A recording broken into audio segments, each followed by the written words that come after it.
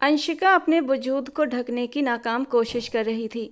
सामने उसके पापा खड़े थे और उसके होने वाले ससुर राघव जी भी खड़े थे, जो उसके पापा के बहुत अच्छे दोस्त भी थे।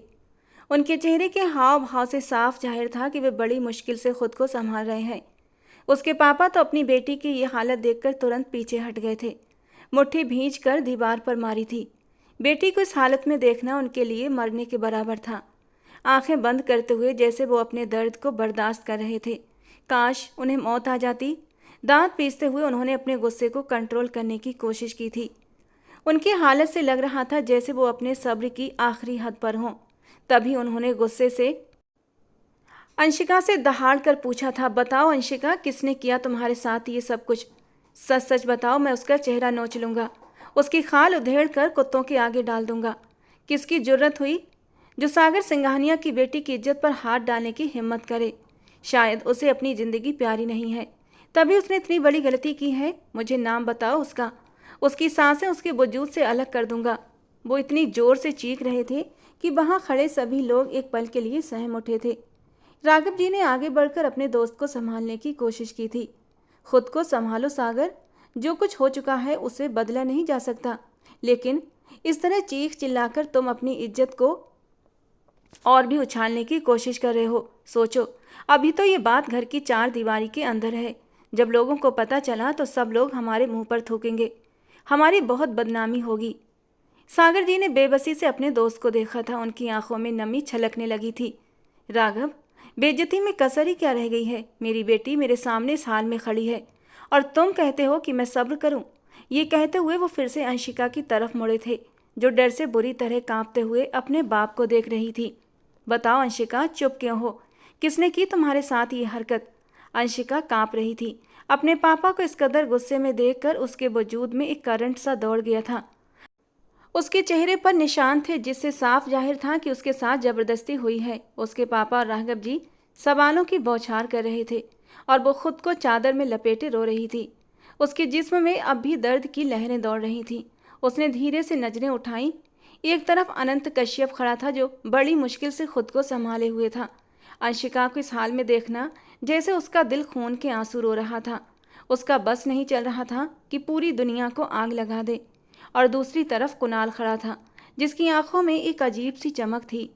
अंशिका ने एक नज़र अनंत कश्यप को देखा था और एक नज़र कुणाल को, और फिर दोबारा से अंशिका ने एक बार फिर से सर झुका लिया और फिर धीरे से कांपती आवाज़ में बोली, पापा, मेरी इज्जत पर हाथ डालने वाला कोई और नहीं बल्कि अनंत कश्यप है।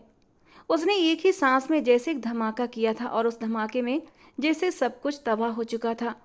लिविंग रूम में बैठे जैसे हर तरफ सन्नाटा छा गया था। ऐसा लगा जैसे सबकी सांसें थम गई हों।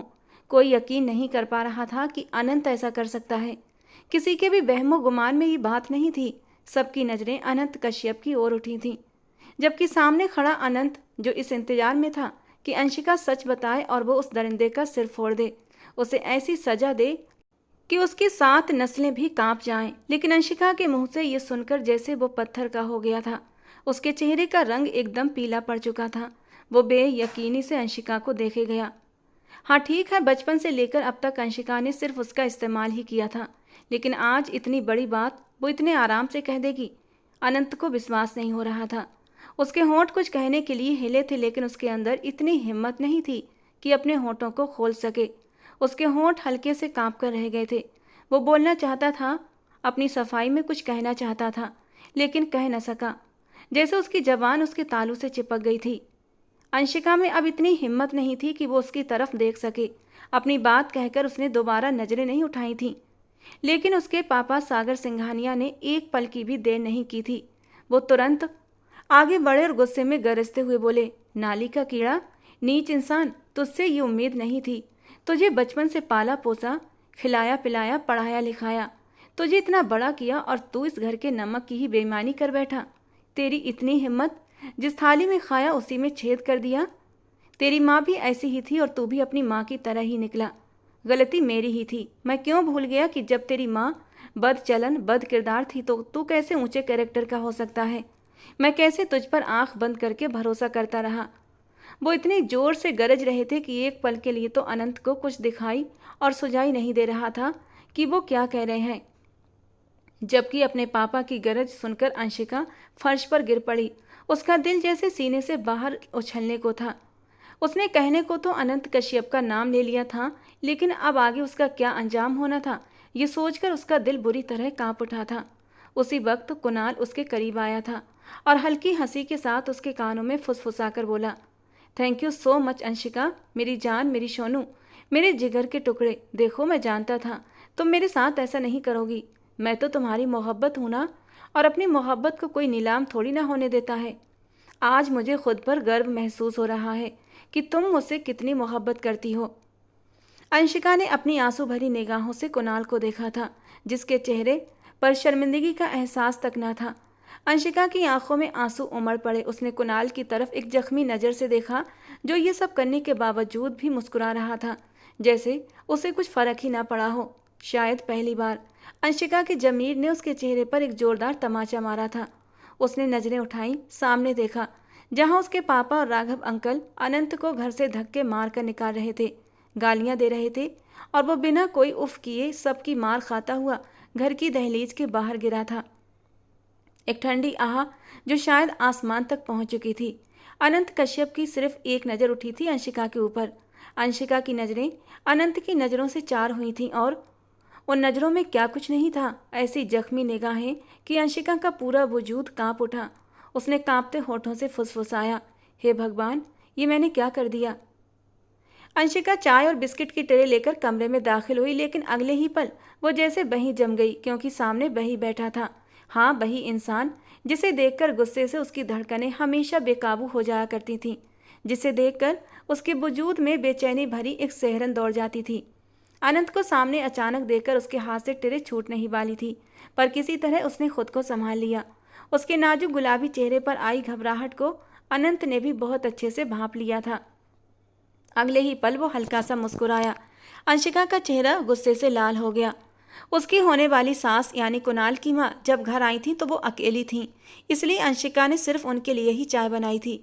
लेकिन अनंत अचानक यहाँ कैसे आ गया, ये उसे समझ न आया। उसने रेणु जी के सामने चाय का कप रखा ही था कि तभी अनंत ने गला साफ करते हुए कहा, और मेरा कप। अनंत कश्यप की निगाहें जब अंशिका के वजूद पर घूमी तो उसे घबराहट होने लगी। हड़बड़ाकर अंशिका बोली, सॉरी, अभी बनाकर लाती हूँ। मुझे नहीं पता था कि आप भी मुंह उठाकर, मेरा मतलब है अचानक आ जाएंगे। इतना कहकर उसने जबरदस्ती मुस्कुराने की कोशिश की और वापस किचन की ओर चल पड़ी। उसे तो बचपन से ही अनंत कश्यप से चिढ़ थी। अजीब इंसान था, हर बात पर बड़ा बनने का नाटक करता।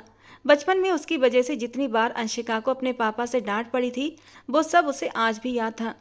भले ही वो पढ़ाई पूरी कर अब शहर से गांव वापस आ चुका था, मगर आज भी उसे बिल्कुल वैसा ही लग रहा था। बचपन में भी अंशिका ने उसे तंग करने का कोई मौका हाथ से जाने नहीं दिया था, और अब भी वो उसे छोड़ने वाली नहीं थी। वो तो बचपन से ही बहुत शरारती हुआ करती थी।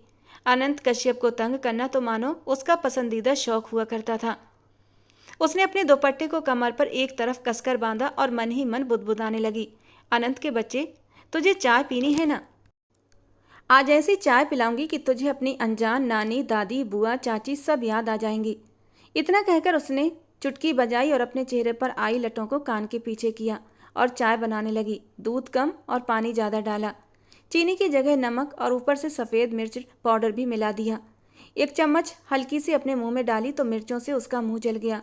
तभी उसे अपने पीछे किसी की मौजूदगी का एहसास हुआ था और वो तेजी से पलटी। सामने देखा तो अनंत वहीं सामने खड़ा था। अंशिका एकदम से घबरा गई। मन ही मन सोचने लगी, कहीं उसने मुझे ये सब करते हुए देख तो नहीं लिया। लेकिन वो तो बस गौर से उसे ही देख रहा था, और फिर धीरे धीरे चलते हुए वो उसके करीब आया था। हल्की मुस्कान के साथ बोला, कैसी हो? उसका ये सवाल अंशिका को बिल्कुल बेतुका लगा था। माथे पर बल डालकर उसने उसे घूरा। जैसी भी हूँ तुम्हारे सामने हूँ, और तुम्हारा कोई हक नहीं बनता मुझसे मेरी खैरियत पूछने का। आंटी जी के साथ आए हो तो जाकर उन्हीं के साथ बैठो और चाय पीकर मेरे घर से दफ़ा हो जाओ। वो गुस्से के मारे जैसे लाल हो गई थी। अनंत गहरी मुस्कान के साथ उसके गुस्से से लाल होते चेहरे को देखने लगा। सुरमई आंखें और सुनहरे बाल, भरे भरे गुलाबी गाल। वो बचपन से ही ऐसी ही थी, गोल मटोल गुड़िया जैसी, और अब भी उसका वजूद भरा भरा सा ही था, जो अनंत को एक नज़र में ही बुरी तरह मदहोश कर देता था। इस वक्त तो गुस्से की वजह से उसकी नाक और गाल लाल टमाटर हो रहे थे। अनंत की प्यार भरी आंखें अंशिका के चेहरे पर टिकी हुई थीं, जबकि अंशिका गुस्से से बड़बड़ाते हुए चूल्हे पर रखी चाय को कप में छानने की तैयारी कर रही थी। उस वक्त उसकी आंखों में छिपे भाव को वो समझ नहीं पाई थी। इतनी देर से घूरने पर अंशिका अब बुरी तरह तप चुकी थी। आंखें फाड़ फाड़ कर क्या देख रहे हो? जैसे मैं कोई अजूबा हूँ? मैं तो तुमसे तुम्हारी खैरियत पूछ रहा था, लेकिन तुम तो मुझे उल्टा ही जवाब दे रही हो। अभी अनंत ने मुस्कुराते हुए दोबारा उसकी खैरियत पूछी ही थी। हाँ, तो खैरियत पूछने की क्या जरूरत थी? उसने तंज कसते हुए कहा। क्या मतलब कैसी हूँ? हट्टी कट्टी हूँ और तुम्हारे सामने खड़ी हूँ। अनंत उसके गुदाज भरे भरे वजूद को देखकर मुस्कुराते हुए बोला, हाँ बस थोड़ी मोटी हो गई हो, कम खाया पिया करो। उसकी बात सुनकर तो अंशिका गुस्से से तिलमिला उठी। वो चाय कप में डाल रही थी और गुस्से में बोली, तुम्हें इसे क्या? तुम्हारे बाप का थोड़ी खाती हूँ, मोटी रहूँ या पतली। तुम जरा अपनी हद में रहा करो, समझे? अपने ही ख्यालों में वो बोल तो गई थी, लेकिन उसके ये शब्द सुनकर अनंत कश्यप अचानक गंभीर हो गया। शायद वो कहीं बहुत दूर अपने किसी ख्याल में खो सा गया था। मगर अगले ही पल उसने फिर वही हल्की मुस्कान चेहरे पर सजा ली और बोला, तुम बिल्कुल भी नहीं सुधरी। जितनी गुस्से की तेज बचपन में थी, अब भी वैसी ही हो। इतना कहकर उसने उसके हाथ से चाय का कप लिया और बाहर चला गया। अंशिका इस इंतजार में थी कि कब उसकी चीखें उसके कानों तक पहुंचेंगी और कब उसे सुकून मिलेगा। मगर वो तो रेणु जी के पास बैठकर मजे से घूंट घूंट भरकर चाय पी रहा था और ऊपर से उसकी तारीफ भी कर रहा था। वो बचपन से ही ऐसा है, पता नहीं क्यों मेरे मामले में हमेशा नरमी बरतता है। मजाल है जो कभी मेरे खिलाफ बोला हो। मैं तो इसे जहर भी दे दूं, वो भी हंसकर पी ले। ये तो फिर भी मिर्ची वाली चाय है।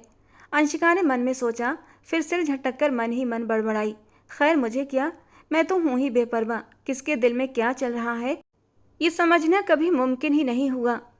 अंशिका बचपन से ही अपने पापा के दोस्त राघव जी के बेटे कुणाल को चाहती थी।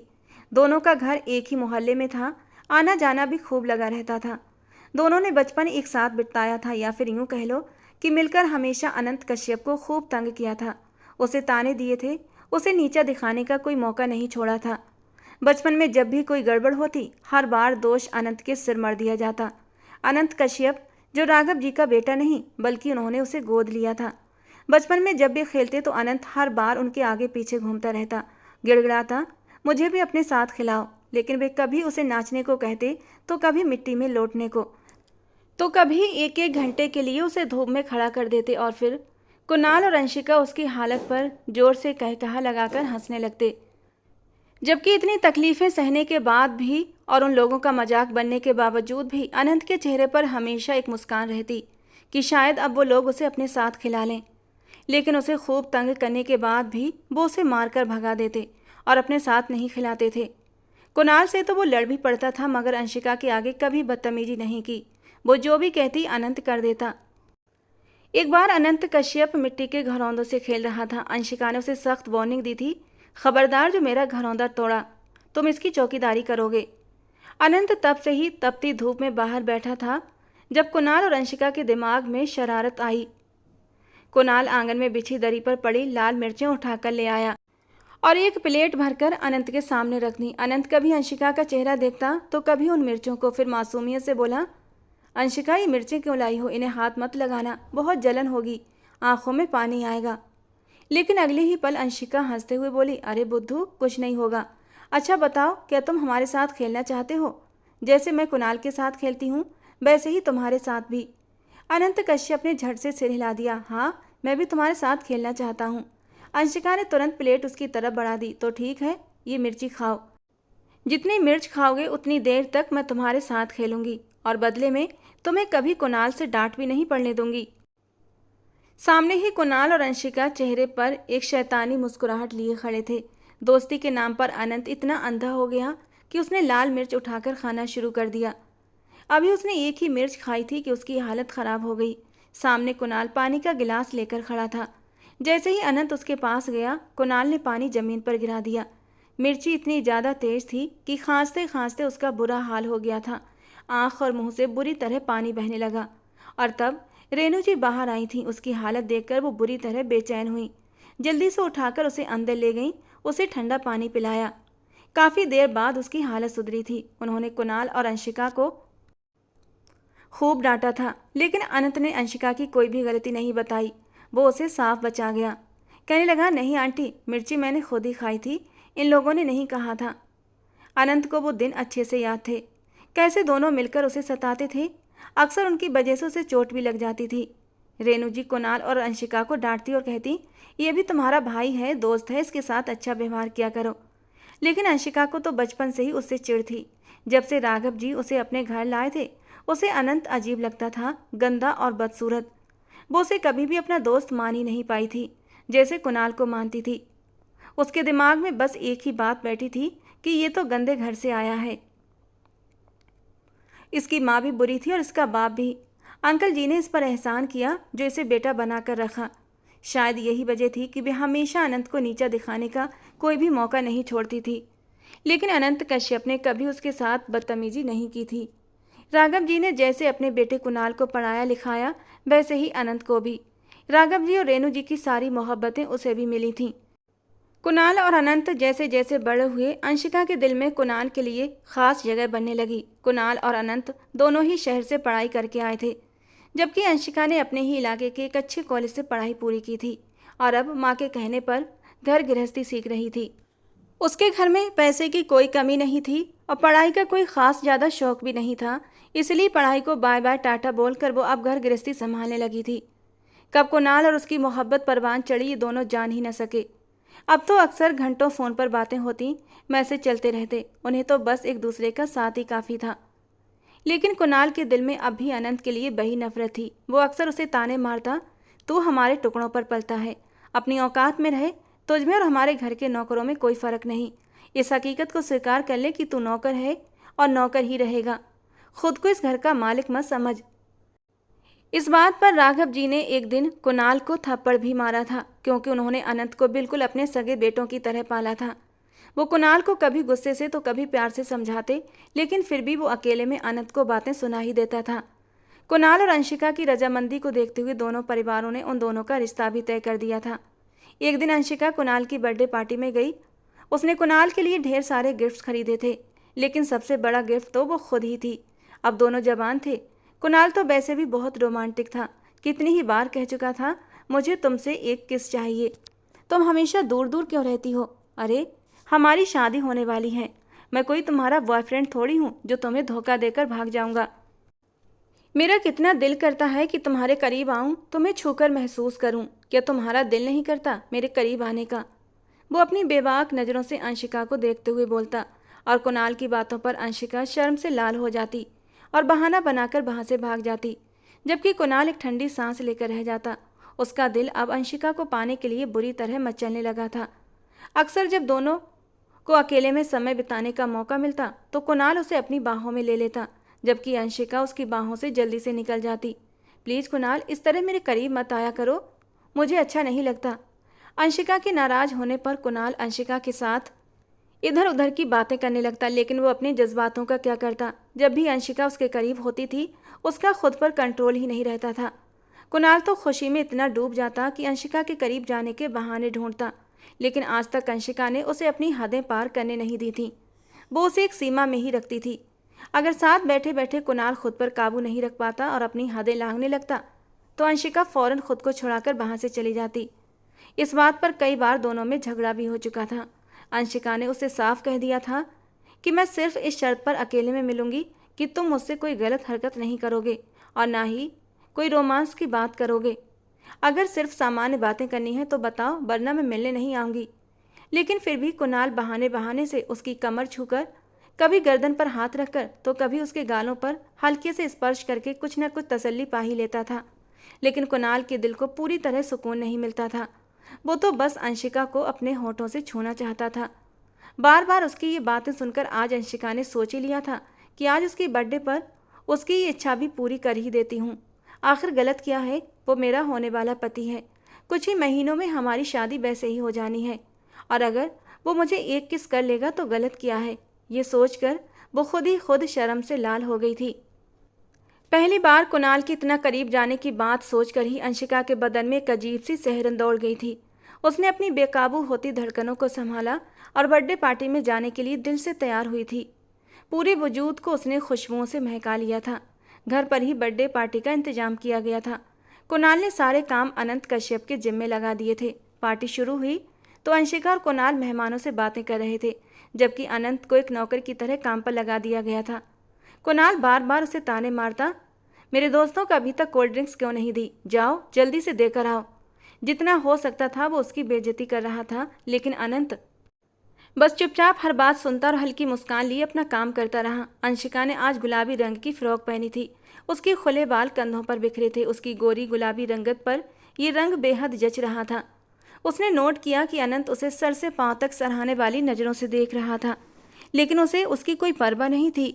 बेपरवाही से कंधे उचकाते हुए उसने अनंत को इग्नोर किया था। केक कटिंग ख़त्म होते ही कुणाल अंशिका को अपने कमरे में ले गया। उसने हंसते हुए कहा, चलो मेरा गिफ्ट दो, और कितना इंतज़ार करवाओगी? सुबह से सुन रहा हूँ कि आज मुझे मेरा पसंदीदा गिफ्ट मिलेगा, लेकिन वो है कहाँ? तुम जानती तो हो मेरे लिए हर गिफ्ट से बढ़कर तुम हो। जब तक तुम मुझे मेरा मनचाहा गिफ्ट नहीं दोगी मैं तुमसे नाराज़ ही रहूँगा। ये कहते हुए उसने अंशिका को बाहों में भर लिया और गोल गोल घुमा दिया। इस वक्त वहाँ कोई नहीं था। कुणाल उसे और भी अपने सीने से भींचता जा रहा था और उसकी नाजुकता को महसूस करके बुरी तरह मदहोश हो रहा था। अंशिका खुद को छुड़ाना चाह रही थी क्योंकि उसे शर्म आ रही थी। वो कहने लगी, इतनी भी क्या जल्दी है कुणाल? आज तुम्हें तुम्हारा मनपसंद गिफ्ट देने ही तो आई हूँ, तो देकर ही जाऊंगी, लेकिन पहले दरवाज़ा तो बंद कर लो। लेकिन कुणाल हंसते हुए बोला, सब नीचे पार्टी में बिजी हैं, तुम्हें किस बात का डर है? अब जल्दी से मुझे एक किस्सी दे दो। अब बिल्कुल भी सब्र नहीं होता। वो उसे अपनी बाहों में भींच चुका था। एक हाथ उसकी कमर पर धीरे धीरे सरक रहा था। कुणाल की गर्म सांसें अंशिका की गर्दन को छूने लगी थीं। कुणाल की उंगलियों का नरम एहसास अंशिका के दिल में एक अजीब सी गुदगुदी पैदा करने लगा। अंशिका जैसे उसकी मदहोश करने वाली छुअन में खोती जा रही थी। वो एक पल के लिए उसके होठों के करीब अपने होंठ लेकर गई थी। दोनों की सांसें आपस में बुरी तरह घुलने मिलने लगी थीं। कुणाल मदहोश होकर उसके नरम नाजुक होठों को छूने ही वाला था कि अचानक दरवाज़ा एक झटके से खुला था। दरवाज़ा खुलते ही दोनों घबराकर अलग हो गए। सामने ही अनंत कश्यप खड़ा था। उसने जो कुछ देखा था उसे देखकर उसकी आंखें सख्त हो चुकी थीं। माथे पर गुस्से के मारे बल पड़ चुके थे। उसने गहरी आवाज़ में कहा, कुणाल नीचे आओ, पापा तुम्हें बुला रहे हैं। जबकि अनंत के बेवक्त आने पर कुणाल के चेहरे पर गुस्से की लकीरें उभर आईं। उसने दांत भींच कर कहा, गिरे हुए घटिया इंसान, तुम्हें मैनर्स नहीं है, दरवाजे पर दस्तक देकर आना चाहिए। लेकिन अनंत कुणाल की बात सुनी कहाँ रहा था। वो तो बस अंशिका को गुस्से भरी नज़रों से घूर रहा था। पहली बार अंशिका ने अनंत की आंखों में इतना गुस्सा देखा था। एक पल के लिए वो भी झेप गई थी। आखिर वो हमारे बारे में क्या सोच रहा होगा? लेकिन अनंत बिना झुके ठंडी आवाज़ में बोला, क्यों क्यों दरवाज़ा खटखटा कर आऊँ? ऐसी कौन सी तुम्हारी प्राइवेसी है अंशिका के साथ जो मैं अंदर नहीं आ सकता? पहली बार अंशिका को महसूस हुआ जैसे अनंत कश्यप उसके और कुणाल के करीब आने से जल रहा हो। पहले तो उसे थोड़ी शर्मिंदगी हुई, लेकिन फिर इस बारे में गहराई से सोचने लगी। मगर अनंत जब कमरे में आया तो उसकी आंखों में गुस्सा भरा हुआ था। शायद वो अंशिका से कुछ कहना चाहता था, लेकिन फिर बिना कुछ बोले वहाँ से लंबे लंबे डग भरता हुआ चला गया, जबकि कुणाल गुस्से से मुट्ठियाँ भींच कर रह गया था। अनंत के जाने के बाद वो दोबारा से अंशिका के करीब हुआ था, लेकिन अंशिका ने उसे हाथ के इशारे से रोक दिया था और फिर एक गहरा सांस लेते हुए कमरे से बाहर चली आई। और कुणाल का तो बस नहीं चल रहा था कि उस अनंत की जान ले ले। आज कितना अच्छा मौका था, अंशिका खुद उसके करीब आई थी। आज वो सब कुछ पा लेना चाहता था जो न जाने कब से उसके दिल में चल रहा था। वो आज ही अंशिका की खूबसूरती को महसूस करना चाहता था। वो पूरी तरह उसके हुस्न में डूब जाना चाहता था, लेकिन इस अनंत ने सब कुछ खराब कर दिया। राघव जी का घर उनके ठीक सामने ही था, इसलिए पूरे दिन आना जाना लगा रहता था। उस दिन अंशिका जिस तरह कुणाल को मना करके अपने घर चली आई थी, अब उसे ये सोचकर बुरा लग रहा था कि कुणाल कहीं नाराज ना हो जाए। वो उसे कॉल करने के बारे में सोच ही रही थी, तभी अंशिका के फ़ोन पर कुणाल की कॉल आई। अंशिका, तुम सोच भी नहीं सकती ये अनंत कश्यप क्या कर रहा है आजकल। जानना चाहती हो तो जल्दी से मेरे घर आ जाओ। तुम भी सब कुछ जानकर हैरान रह जाओगी। घबराकर वो भागी भागी राघव जी के घर पहुंची थी। कुणाल ने उसकी ओर अपना मोबाइल बढ़ाते हुए कहा, देखो देखो उस अनंत कश्यप के बच्चे को। अंशिका ने हैरानी से उसकी ओर देखा। पहेलियां मत बुझाओ कुणाल, साफ साफ बताओ कहना क्या चाहते हो, आखिर वो कर क्या रहा है? अगले ही पल कुणाल ने अनंत का मोबाइल उसकी आंखों के सामने कर दिया। स्क्रीन पर उसकी आज की कई तस्वीरें सेव थीं। ये देखो, ये अनंत ने तुम्हारी तस्वीरें अपने फ़ोन में सेव कर रखी हैं और रात को बाहर बैठकर इन्हें देख रहा था। कुणाल ये सब उसे हंसते हुए बता रहा था। अरे ये सड़क छाप लड़का जो हमारे टुकड़ों पर पड़ रहा है, मुझे लगता है ये तुमसे प्यार करने लगा है। और अंशिका के पूरे बदन में सिहरन दौड़ गई। क्या अनंत कश्यप मेरे बारे में ऐसा सोच सकता है? अंशिका बुरी तरह हैरान हुई थी। और उससे भी ज़्यादा चौंकाने वाली बात यह थी कि कुणाल ये सब मजाक में कह रहा था। अगर उसकी जगह कोई और मर्द होता तो शायद गुस्से में कुछ भी कर डालता, मगर कुणाल हंसते हुए उसकी बेइज्जती कर रहा था। उस वक्त तो अंशिका ज़्यादा कुछ समझ नहीं पाई, लेकिन जब उसने खुद को अनंत के फ़ोन में कैद पाया तो एक पल को उसका पूरा वजूद जैसे ठंडा पड़ गया। पर जब उसने कुणाल को हंसते हुए देखा तो उसने भी गहरी सांस ली थी और उसकी तरफ देखकर मुस्कुरा दी। कहने लगी, आखिर वो होता कौन है मुझसे प्यार करने वाला? उसकी इतनी औकात नहीं कि सागर सिंघानिया की बेटी अंशिका सिंघानिया के सपने सजा सके। वो पहले भी उसकी नज़रों की तपिश महसूस कर ही चुकी थी। अनंत से मिलकर उसकी तबीयत अच्छे से साफ कर देना चाहती थी, पर अनंत उसने खुद को कमरे में बंद कर लिया था। न जाने कुणाल ने उसे कितनी बातें सुनाई थीं, लेकिन अब अंशिका ने तय कर लिया था कि उसे और जलाना है। उसे सजा जरूर मिलेगी मुझसे प्यार करने की। अब अंशिका को समझ आया था, जब भी वो और कुणाल करीब होते, अनंत किसी न किसी बहाने करीब क्यों आता था। कभी कुणाल को बातों में उलझा लेता तो कभी उसे वहाँ से ले जाता, भले ही इसके लिए उसे अपनी कितनी भी बेइज्जती क्यों न सहनी पड़ती। वो उन दोनों को एक साथ बहुत कम रहने देता था। उस दिन तो अंशिका अपने घर चली आई थी, लेकिन उसने सोच लिया था कल मैं क्या करने वाली हूँ। उनके जानने वालों में किसी की मौत हो गई थी, इसलिए सुबह सुबह ही राघव जी, रेणु जी और अंशिका के मम्मी पापा वहाँ जाने वाले थे। राघव जी और रेणु जी ने कुणाल से पूछा था तो उसने आलस से कहा, मुझे नींद आ रही है, अनंत को साथ ले जाएं। अनंत उन्हें छोड़ने के लिए गया हुआ था और अगले ही पल अंशिका भागती हुई कुणाल के पास पहुंच गई और बुद्ध तो जैसे उसका ही इंतजार कर रहा था। कुणाल सिर्फ बनियान और शॉर्ट्स में था। उसे देखकर मुस्कुराया और बोला, आज तो मौका भी है और दस्तूर भी, तो बताओ क्या कहती हो। ये कहते हुए उसने एक आंख दबाई और बिस्तर से उतरकर अपने दोनों हाथ आगे फैला दिए। वो उसे अपनी बाहों में लेना चाहता था, लेकिन अंशिका हड़बड़ाकर दूर हटी थी। कंट्रोल में रहो, मैं सिर्फ तुमसे मिलने आई हूँ, ऐसी हरकतें मत करो मेरे साथ। पर कुणाल शरारती लहजे में हंसते हुए बोला, अरे तुम्हें देखकर मैं खुद पर काबू नहीं रख पाता। उस दिन भी तुम मुझे तड़पता हुआ छोड़कर चली गई थी, लेकिन आज तो तुम्हें ऐसे नहीं छोड़ने वाला। आज तो शर्म के सारे पर्दे हटेंगे। उसने जो भी कहा था उसे सुनकर अंशिका शर्म से लाल हो गई, जबकि कुणाल ने आगे बढ़कर उसे अपने बाजुओं में समेट लिया। वो खुद को छुड़ाने लगी, मगर कुणाल उसके और भी करीब आ रहा था। अंशिका ने जब कुणाल को अपने और भी करीब आते देखा तो अगले ही पल ऊंची आवाज़ में बोली थी, देखो कुणाल, बार बार मेरे साथ ऐसा मत करो। मैं जो कह रही हूँ उसे सुनो, वरना मैं वापस घर चली जाऊंगी। मैं यहाँ इन सब के लिए नहीं आई हूँ। अगर तुम्हें इतना ही रोमांस सूझ रहा है तो मैं अभी वापस जा रही हूँ। इतना कहकर जैसे ही अंशिका मुड़ी, कुणाल ने उसका हाथ पकड़ लिया और सीधे अपने दिल पर रखा। कुणाल का पूरा वजूद इस समय जलते अंगारों की तरह तप रहा था। उसकी आंखों में एक बेचैनी थी, एक पागलपन था। वो गहरी भारी आवाज़ में बोला, मेरी जान, मेरे दिल की धड़कनें तो सुनो। मैं कितना बेताब हो रहा हूँ तुम्हें पाने के लिए, कैसे तड़प रहा हूँ तुम्हारी एक झलक के लिए, लेकिन तुम हो कि बस मुझसे दूर ही भागती रहती हो। देखो, ये दिल सिर्फ और सिर्फ तुम्हारा नाम लेता है। औरों का दिल तो धक धक करता होगा, लेकिन मेरा दिल सिर्फ अंशिका अंशिका करता है। और इस बात पर अंशिका भी हल्के से मुस्कुराई थी, क्योंकि सच में कुणाल के दिल की धड़कनें बेतहाशा शोर कर रही थीं। लेकिन अगले ही पल उसने अपना हाथ झटके से छुड़ाया और कमरे से बाहर भाग गई। उसने बाहर से दरवाज़ा लॉक करना चाहा, लेकिन हंसता हुआ कुणाल दरवाज़ा पकड़ चुका था। वो हंसते हुए बोला, बड़ी चालाक होती जा रही हो तुम। कहाँ तक भाग कर जाओगी, इस घर में या फिर उस घर में? लेकिन जहाँ भी जाओगी मैं तुम्हारे पीछे पहुँच जाऊँगा, जालिम लड़की। और वैसे भी न तुम्हारे घर में कोई है और ना ही मेरे घर में। इतना कहकर वो उसके पीछे भागा और अगले ही पल वो उसके करीब भी पहुँच चुका था। घर में इस वक्त सिर्फ वे अकेले दोनों थे। लिविंग रूम में भी इतने करीब खड़े थे कि उनके बीच की दूरी एक सवाल बन चुकी थी, एक ऐसा सवाल जिसका जवाब सिर्फ उनकी धड़कनों के पास था। और तभी अनंत कश्यप लिविंग रूम में दाखिल हुआ था। जैसे ही अंशिका की नज़र अनंत पर पड़ी, उसकी आंखों में शरारत की एक चमक आई थी।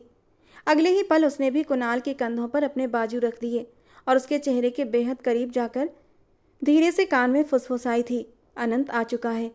कुणाल के चेहरे पर भी एक मुस्कान फैल गई। अगले ही पल वे दोनों अपनी हदें पार करने लगे। जैसे अनंत कश्यप को पूरी तरह नज़रअंदाज कर दिया हो। लेकिन अनंत गुस्से से उबलता हुआ खड़ा था। फिर बड़े बड़े कदमों से वो आगे बढ़ा और अगले ही पल अंशिका को बाजू से पकड़कर कुणाल से अलग कर चुका था। उसकी आंखों में गुस्से की लपटें थीं। वो गरजते हुए बोला, ये क्या बेहुदा हरकतें कर रही हो? तुम्हें जरा भी शर्म नहीं आती? कुणाल ये सब देखकर गुस्से से तिलमिला उठा। अंशिका ने खुद को छुड़ाने की कोशिश की, लेकिन इससे पहले ही कुणाल ने उसके मुंह पर एक जोरदार थप्पड़ जड़ दिया। फिर उसने अनंत का कॉलर पकड़कर उसे झकझोरते हुए कहा, अबे तू कौन होता है बीच में बोलने वाला? हम दोनों जो चाहें करेंगे, तुझे क्या तकलीफ है? क्या रिश्ता है तेरा अंशिका से? बाप है, भाई है, क्या रिश्ता है तेरा इसके साथ?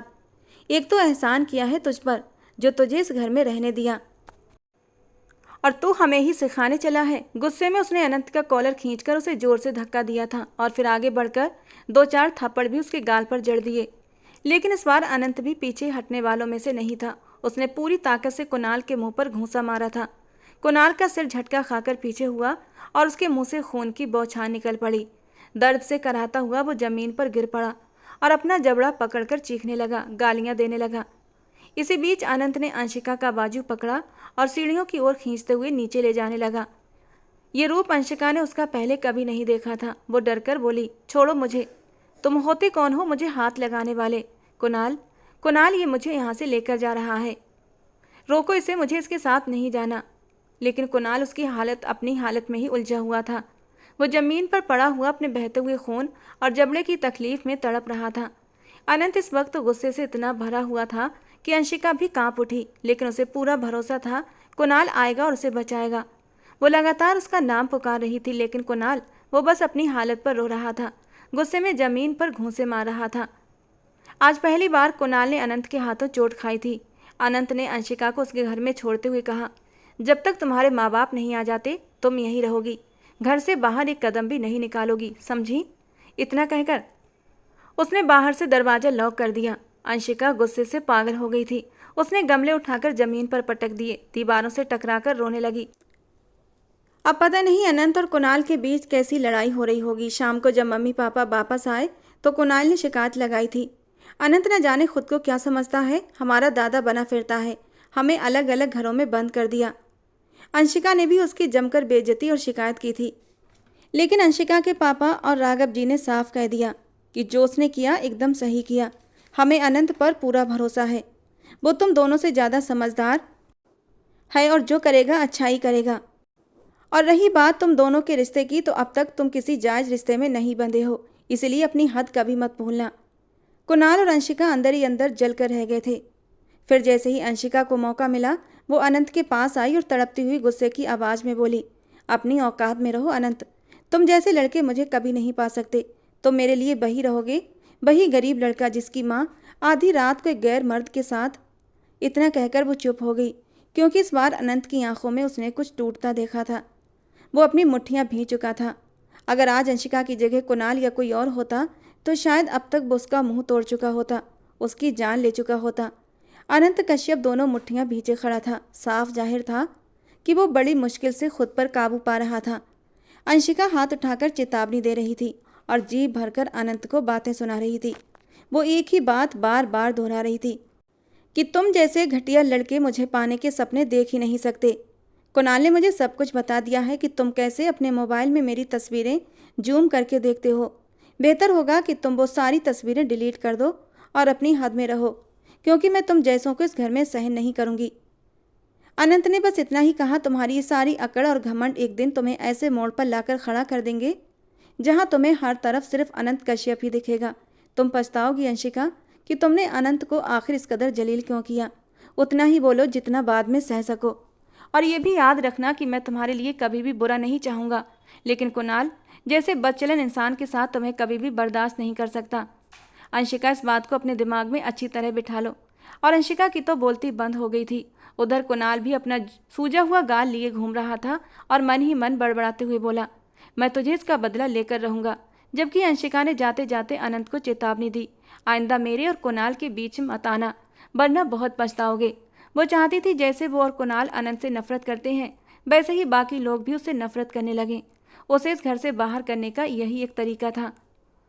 वो तो इसे पढ़ा लिखा कर अपने पैरों पर खड़ा भी कर चुके थे, फिर ये यहाँ क्यों मंडराता रहता है।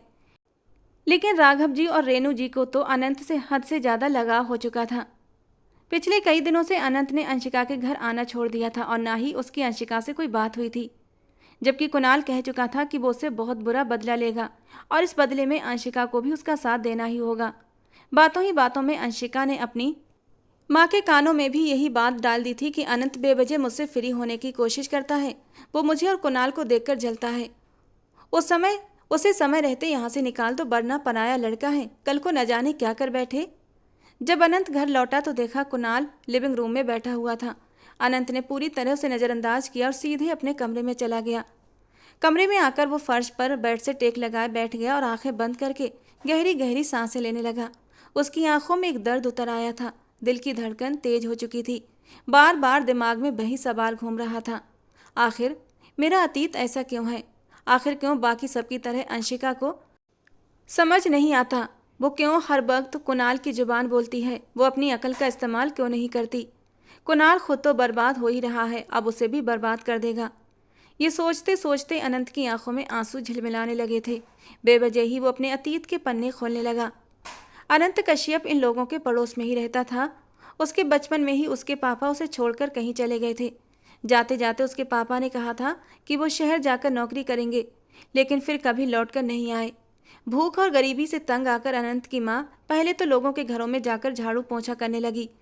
लोगों के आगे हाथ फैलाती रही, खाने और कपड़ों के लिए दूसरों के ऊपर निर्भर रही। लेकिन जब अपने बच्चे को बुखार में तड़पते देखा तो वो बुरी तरह डर चुकी थी। अनंत को लेकर वो सरकारी हॉस्पिटल गई, लेकिन वहाँ पर अनंत का इलाज नहीं हो पा रहा था। प्राइवेट डॉक्टर की फीस के लिए अनंत की माँ के पास पैसे नहीं थे। अनंत की तबीयत बहुत ज़्यादा ख़राब थी। उसका बुखार उसके सर पर चढ़ चुका था। अगर उसे सही समय पर इलाज न मिलता तो वो मर सकता था। अपने बेटे की हालत माँ से देखी न गई तो उसने पहली बार अपने जिस्म को वो अपने पति के साथ बेवफाई नहीं करना चाहती थी। वो ऐसी औरत नहीं थी। लेकिन जब बेटे की भूख के आगे मजबूर हो गई तो उसने पहली बार अपने घर में किसी गैर मर्द को बुलाया। उस आदमी ने वादा किया था कि तुम मुझे खुश कर दो तो मैं तुम्हारे बेटे का इलाज कराऊंगा। लेकिन वो गैर मर्द अनंत की माँ के साथ कुछ गलत कर पाता, इससे पहले ही वो अपनी इज्जत गंवाने की बेबसी सहन न कर पाई और दम तोड़ दिया। लेकिन पूरे मोहल्ले में ये बात फैल गई कि अनंत की माँ बदचलनी करते हुए मर गई। उस समय अनंत 5 साल का था। अब उसका इस दुनिया में कोई नहीं था। राघव जी और रेणु जी को उस पर तरस आया। जो भी हो, बच्चे का कोई कसूर नहीं था। रेणु जी ने उसे अपनी ममता की आगोश में समेट लिया और तब से वो उन लोगों के साथ ही रहने लगा। और तब से कुणाल और अंशिका उसे इस बात के ताने देते आ रहे थे। पिछले कई दिनों से कुणाल लगातार अंशिका से कह रहा था कि वो उसे छूना चाहता है, महसूस करना चाहता है, लेकिन अंशिका उसे टालती रही। बस कुणाल, अगर तुम्हें इतनी ही ज़्यादा जल्दी है तो अब हमें शादी कर लेनी चाहिए। और शादी की बात पर कुणाल एक गहरा सांस लेकर खामोश हो जाता। वो अभी शादी के झंझटों में पड़ना नहीं चाहता था। उस रात अंशिका अपने कमरे में सो रही थी। उसके मम्मी पापा भी गहरी नींद में थे। तभी उसे अपने कमरे का दरवाज़ा खुलता महसूस हुआ। जैसे ही उसने लैंप ऑन किया, सामने ही कुणाल खड़ा था। अंशिका के मुंह से उसे देखकर एक चीख निकलती, इससे पहले ही आगे बढ़कर वो उसके होंठों पर अपनी हथेली रख चुका था। तुम इस वक्त यहाँ क्या कर रहे हो? अंशिका ने घबरा कर पूछा। मिलने आया हूँ अपनी जान से, और क्यों? उसके होंठों से हथेली हटाकर उसके होंठों को अपनी उंगलियों से छूने लगा था और उसके इरादे भांप कर अंशिका ने उसे धक्का दिया था। जाओ मेरे कमरे से अभी और इसी वक्त। लेकिन कुणाल ने उसकी बात काटते हुए कहा, शट अप। अब मैं जो भी करूँगा तुम मेरा साथ दोगी। तुम्हारा कोई भी बहाना नहीं चलेगा। यकीन मानो, अब मुझसे और दूरी बर्दाश्त नहीं होती। अंशिका जो कुछ सुन रही थी उस पर यकीन नहीं कर पा रही थी। उसने गुस्से से साफ इनकार कर दिया, लेकिन अगले ही पल कुणाल उस पर हावी होने लगा। अंशिका, मैं तुम्हारी एक भी बात नहीं सुनूंगा। पहले तो अंशिका को लगा कि ये कोई मजाक है, लेकिन जब कुणाल हद पार करने लगा तो वो एकदम सन्न रह गई थी। उसने अपने बचाव के लिए अपनी माँ को पुकारा। कुणाल घबरा गया। उसने झट से उसका हाथ छोड़ा और धीरे से फुसफुसाया, ये क्या कर रही हो? सब लोग जाग जाएंगे। लेकिन अंशिका तो बुरी तरह डरी थी। पूरा घर अब जाग चुका था। लाइट्स ऑन हो चुकी थीं। कुणाल घबराकर कमरे से भागा, लेकिन दरवाजे के बाहर ही अनंत कश्यप खड़ा था। उसने शायद पहले ही कुणाल को आते देख लिया था। कुणाल यहाँ आया क्यों था? रात के इस वक्त कुणाल कहाँ जा सकता है? यही सोचते हुए अनंत कुणाल के पीछे पीछे आया था। गुस्से से तिलमिलाते हुए अनंत ने कुणाल को उसकी गर्दन से पकड़ लिया और जोरदार मुक्का लगाया। कुणाल सीढ़ियों से नीचे गिर पड़ा। उसी वक्त अंशिका के माँ बाप भी वहां पहुंच चुके थे। क्या हो रहा है यहाँ पर? अंशिका की हालत तो ऐसी थी कि साफ लग रहा था किसी ने उसके साथ जबरदस्ती करने की कोशिश की है। सब लोग जमा हो चुके थे। अनंत ने फोन करके राघव जी और रेणु जी को भी बुला लिया था। अब सब लोग अंशिका से सवाल कर रहे थे। अंशिका से बार बार पूछा जा रहा था, बताओ क्या हुआ। अनंत की आंखों में खून उतर आया था। वो बस इसी इंतजार में था कि अंशिका कुणाल का नाम ले और वो उसका हश्र बुरा कर दे। लेकिन कुणाल कांपते हुए हाथ जोड़कर अपने बाप के पीछे खड़ा गिड़गिड़ा रहा था, मेरा नाम मत लेना अंशिका, प्लीज। और अगले ही पल अंशिका के मुंह से नाम निकला, अनंत। बस ये सुनते ही अनंत चुप हो गया, जैसे किसी ने उसकी आत्मा को भीतर तक झकझोर दिया हो। अनंत कश्यप के तो बहमो गुमान में भी नहीं था कि अंशिका उसका नाम ले सकती है। वो तो इस इंतजार में खड़ा था जैसे ही कुणाल का नाम लिया जाए वो उसे मार मार कर उसकी हालत बिगाड़ दे, उसे उसकी असली औकात याद दिला दे। वो तो रातों को भी उठ उठकर अंशिका की पहरेदारी करता था। इस कदर मोहब्बत हो चुकी थी उसे अंशिका से। और अंशिका, जिस पल अंशिका ने सारा इल्जाम अनंत पर डाल दिया उस पल अनंत का वजूद पूरी तरह कांप उठा था।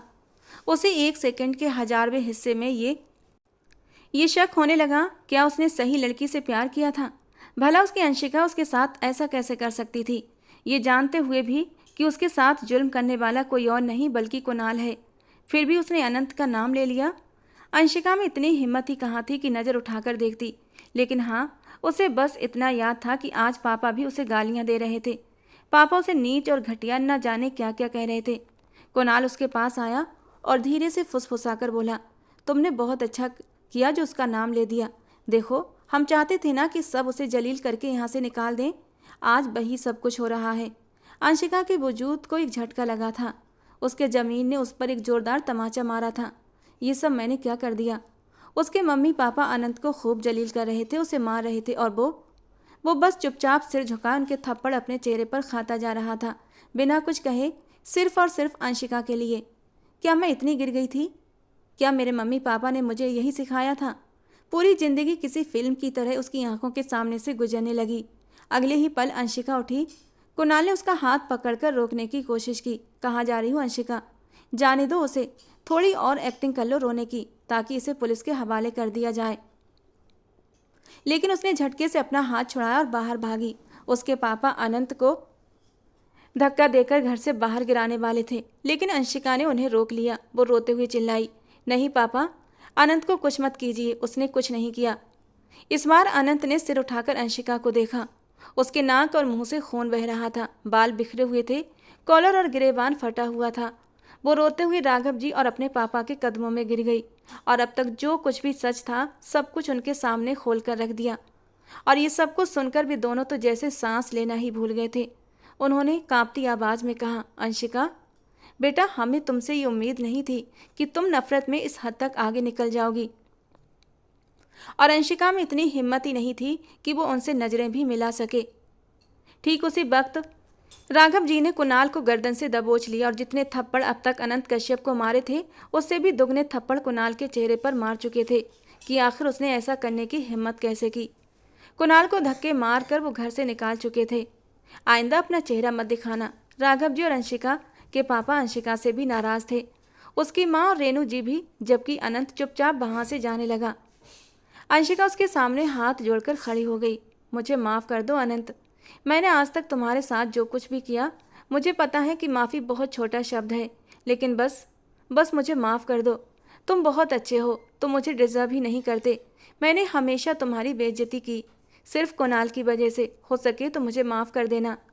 वो हाथ जोड़कर रो रही थी, लेकिन अनंत ने बस उसके हाथ थामकर इतना ही कहा, मुझे तुमसे ये उम्मीद नहीं थी अंशिका। ये कहकर उसने अपने कदम बाहर जाने के लिए उठा लिए। सबने अनंत को रोकने की बहुत कोशिश की, लेकिन उस रात वो चला गया था और अंशिका बहुत रोई थी। ना कुछ खाया ना पिया। एक ही रात में अनंत कश्यप का प्यार उसकी रगों में जुनून बनकर दौड़ने लगा था। उसे हर तरह से अनंत अब कुणाल से बेहतर लगने लगा था। वो भूखी प्यासी बैठी खुद से ही बड़बड़ाने लगती, जैसे सामने कोई मौजूद हो। आखिर मैंने अनंत के साथ ऐसा क्यों किया? उसने मेरा क्या बिगाड़ा था? वो हर लिहाज से कुणाल से बेहतर था। इतना कहकर वो दोनों की तुलना करने लगती। उसने आज तक मुझ पर कभी बुरी नज़र नहीं डाली, ना ही कभी मुझे छूने की कोशिश की। उसके लिए मैं हमेशा उसकी इज्जत थी और मैं उसे बुरा समझती रही, सिर्फ कुणाल की वजह से। अंशिका के माँ बाप ने अनंत को ढूंढने की बहुत कोशिश की। कुणाल और अनंत दोनों के माँ बाप बेहद शर्मिंदा थे। जब भी साथ बैठते बस यही कहते, हमने अपनी सारी नेकी मिट्टी में मिला दी। अनंत के साथ हमेशा भलाई की, उसे पढ़ाया लिखाया, उसे अपने बेटे जैसा माना, लेकिन कभी अपनी औलाद की परवरिश पर ध्यान ही न दे पाए। आखिर वे इतने बिगड़ कैसे गए? इनकी रगों में भी तो हमारा ही खून था, फिर ये लोग इतनी बदतमीजी पर कैसे उतर आए? क्या इन्हें भगवान के कहर से एक बार भी डर न लगा? अब हर कोई पछता रहा था। कई महीने बीत गए, अंशिका ने अनंत की शक्ल तक न देखी थी। वो अक्सर अब बीमार रहने लगी थी। कुणाल ने माफ़ी मांगी और कहा, हम शादी कर लेते हैं अंशिका, लेकिन उसने साफ इनकार कर दिया। नहीं, मुझे तुम जैसे इंसान से कोई रिश्ता नहीं रखना। मुझे अब सब समझ आ गया है, तुम कभी भी मेरी मोहब्बत थे ही नहीं। 6 महीने बाद उसने अपने माँ बाप को बातें करते सुना कि अनंत अब एक बड़ी कंपनी में अच्छी पोस्ट पर नौकरी करने लगा है। उसे कंपनी की तरफ से फ्लैट और गाड़ी भी मिल चुकी है, और ये सुनकर वो बहुत खुश हुई थी। बस भगवान से यही प्रार्थना है कि वो उसे और तरक्की दे, और जो भी गलतियां हमसे हुई वो हमें माफ़ कर दे। किसी तरह अंशिका ने अनंत के घर का एड्रेस निकाल लिया। वो इतनी दीवानी हो चुकी थी कि अगले ही दिन बिना देर किए उस पते पर जाने के लिए निकल पड़ी। जैसे ही घर से निकली, कुणाल बाहर खड़ा था। उसने पूछा, कहाँ जा रही हो? चलो मैं ड्रॉप कर देता हूँ। लेकिन अंशिका ने बस इतना कहा, मैं अनंत के पास जा रही हूँ, उससे मिलने। और हाँ, तुम्हें यकीनन ये बात पसंद नहीं आएगी, है ना? कुणाल ये सुनकर आग बबूला हो गया। देखो अंशिका, मैं सुधर जाऊँगा, लेकिन तुम अपनी जुबान पर अनंत का नाम मत लो। उसे मुझ पर पहल मत दो। तुम जानती हो ना, मैं अनंत को कभी भी अपने बराबर नहीं समझ सकता। वो अभी और भी कुछ बोलना चाहता था, लेकिन अंशिका उसे पूरी तरह नज़रअंदाज करके आगे बढ़ चुकी थी। और फिर वो अनंत के घर तक पहुंच गई। उसे अपने घर के बाहर देखकर अनंत चौंक गया। शायद उसे अंशिका के आने की उम्मीद नहीं थी। फ्लैट बिखरा पड़ा था, कोई चीज़ कहाँ थी तो कोई कहीं। उसे देखकर अनंत ने पूछा, तुम यहाँ क्या कर रही हो? लेकिन अंशिका ने बस एक बार सिर्फ सॉरी कहा था। कान पकड़कर बोली, मुझे माफ़ कर दो अनंत, कहो तो उठक बैठक भी कर लूँगी, जो सज़ा दोगे वो सह लूँगी, लेकिन प्लीज़ मुझे माफ़ कर दो। पहले जैसे मुझसे बात करो, वापस लौट आओ हमारे घर। लेकिन अनंत ने हल्की मुस्कान के साथ कहा, मैं तुमसे नाराज़ नहीं हूँ अंशिका, लेकिन अब और बोझ नहीं बनना चाहता तुम लोगों पर। मेरे पास अब अच्छी जॉब है, घर है, और मेरे लिए यही काफ़ी है। बस बहुत जल्दी शादी कर लूँगा, फिर मेरे इस घर में भी रौनकें आ जाएंगी। शादी का नाम सुनते ही अंशिका का वजूद काँप गया, उसका गला सूखने लगा। वो बोली, किससे शादी करोगे? अनंत ने उससे नज़रें फेर लीं, फिर हल्की हंसी के साथ बोला, जो भी अच्छी लड़की मिल गई कर लूँगा, आखिर ज़िंदगी ही तो गुजारनी है। अब कोई हसीन परी तो मेरे लिए नहीं आएगी ना, और ना ही मैं इतना हैंडसम हूँ कि लड़कियाँ मेरे लिए मर मिटें। और फिर मेरा अतीत भी दागदार है। जैसी भी लड़की मिलेगी ज़िंदगी गुजारने के लिए, उसे अपनी ज़िंदगी में शामिल कर लूँगा। उसके ये शब्द अंशिका के दिल पर खंजर की तरह चले थे। वो कहने लगी, अच्छा तो क्या तुम मुझसे प्यार नहीं करते? अनंत ने उसकी ओर पलटकर देखा और कहा, तुम तो कुणाल की हो, मैं कौन होता हूँ तुमसे प्यार करने वाला? लेकिन अगले ही पल अंशिका फूट फूट कर रोने लगी। शायद आज से पहले वो इतनी बुरी तरह कभी नहीं रोई थी। अनंत ने जब उसे रोते देखा तो फौरन उसे सोफे पर बिठाया और कहने लगा, ऐसे क्यों रो रही हो अंशिका? मैं तुम्हें रोता हुआ नहीं देख सकता, प्लीज़ चुप हो जाओ। अगर मेरा ये कहना तुम्हें बुरा लगा तो देखो, मैं तुम्हारे सामने उठक बैठक भी कर लूँगा, जो कहोगी वही करूँगा, लेकिन प्लीज़ रोना बंद कर दो। वो पागलों की तरह उसके सामने उठक बैठक कर रहा था, कान पकड़कर माफ़ी मांग रहा था, बस किसी तरह अंशिका खुश हो जाए। लेकिन अगले ही पल अंशिका सोफे से उठकर ज़मीन पर उसके पास बैठ गई। उसका हाथ पकड़कर रोते हुए कहने लगी, अनंत प्लीज़ मुझसे शादी कर लो, मैं तभी मानूंगी कि तुमने मुझे माफ़ कर दिया। इतना सुनते ही अनंत के चेहरे पर हल्की मुस्कान फैल गई। उसके बाद ना तो उसने कुछ कहा, ना ही अंशिका ने। कितनी ही देर तक अनंत अंशिका का चेहरा देखता रहा और फिर कहने लगा, तुम सच कह रही हो? क्या तुम सच में मुझसे शादी करना चाहती हो? तुम्हारे अनुसार मैं तो बड़ा ही बेवकूफ़, मासूम, जाहिल और पागल टाइप का लड़का हूँ ना? मुझे तो लोगों में उठने बैठने की तमीज़ भी नहीं है, और मैं तो तुम्हारे टुकड़ों पर पलने वाला। इससे ज़्यादा अनंत कुछ कहता, अंशिका ने उसके होठों पर अपने होंठ रख दिए थे, जबकि उसकी हरकत पर अनंत एकदम पत्थर का हो गया था। वो बिना हरकत किए अपनी जगह खड़ा रहा और अंशिका बेतहाशा उसके होठों को चूमने लगी थी। होठों से होते हुए वो कभी उसके गालों पर तो कभी उसके माथे पर प्यार कर रही थी। वो एकदम दीवानी सी हो गई थी और उसका ये दीवाना रूप देखकर अनंत के दिल को एक करार सा आया था। उसने भी आगे बढ़कर उसे अपनी बाहों में समेट लिया था और अब वो उसके चौड़े सीने से लगी फूट फूट कर रोने लगी।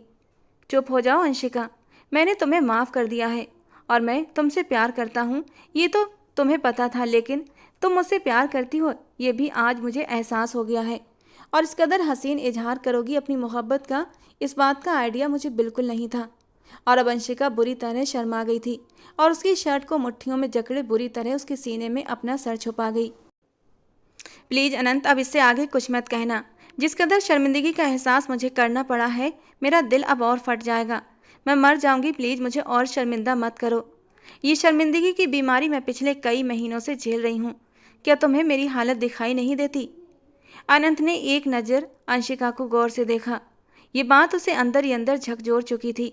वो तो कभी सोच भी नहीं सकता था कि उसकी अंशिका को जाने के बाद उसकी कद्र होगी। वो अंशिका जो हमेशा हंसी खुशी रहने वाली थी, अपने चेहरे पर एक पिंपल भी बर्दाश्त नहीं करती थी, आज उसकी रंगत बिल्कुल फीकी पड़ चुकी थी।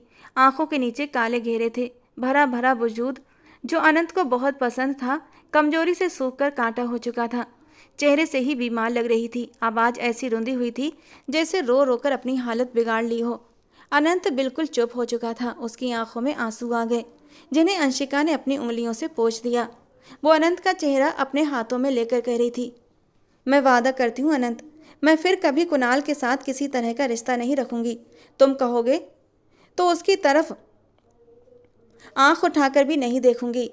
हाँ, हर आदमी में ईगो होता है, तुम में भी होगा। तुमने मुझे कुणाल के साथ कई बार देखा है, मगर इस बार अंशिका के होठों पर हाथ अनंत ने रखा। कहने लगा, चुप, बिल्कुल चुप, इससे आगे एक शब्द मत कहना, क्योंकि मुझे तुम पर पूरा भरोसा है। भले तुम नादानी में उसके करीब जा सकती हो, लेकिन कभी अपनी हद पार नहीं करोगी। और अनंत के इस विश्वास पर अंशिका के दिल में सुकून की लहर उतर गई थी और सुकून से उसने अपना सर अनंत के सीने पर रख दिया था। कुछ ही दिनों बाद अनंत रिश्ता लेकर अंशिका के घर आया था और अंशिका के माँ बाप ने ये शर्त रखी थी कि सिर्फ हमारी बेटी ही नहीं, बल्कि हम भी तुम्हारे साथ जाएंगे। क्या दहेज में तुम्हें हम दोनों माँ बाप कबूल हैं? अनंत ने तो अंशिका के माँ बाप को गले से लगा लिया और कहने लगा, अंशिका से भी पहले आप लोग मुझे स्पेशल हैं, क्योंकि आपने मुझे अंशिका जैसी खूबसूरत जीवन साथी दी है। वो खुशी से दरवाजे की ओट में खड़े ये सब देख रही थी। आंखों में खुशी के आंसू झिलमिला रहे थे। बहुत जल्द धूमधाम से अंशिका और अनंत की शादी हो गई और वो अपने राजकुमार के साथ अपने छोटे से घर में कई सपने सजाए खुशी खुशी रहने लगी। दोस्तों, आज की हमारी कहानी आपको कैसी लगी कमेंट बॉक्स में ज़रूर बताना। पसंद आई हो तो प्लीज़ लाइक करना। रोज़ एक नई रोमांटिक कहानी सुनने के लिए हमारे चैनल को सब्सक्राइब जरूर करना। मिलते हैं दोस्तों अगली किसी नई कहानी के साथ।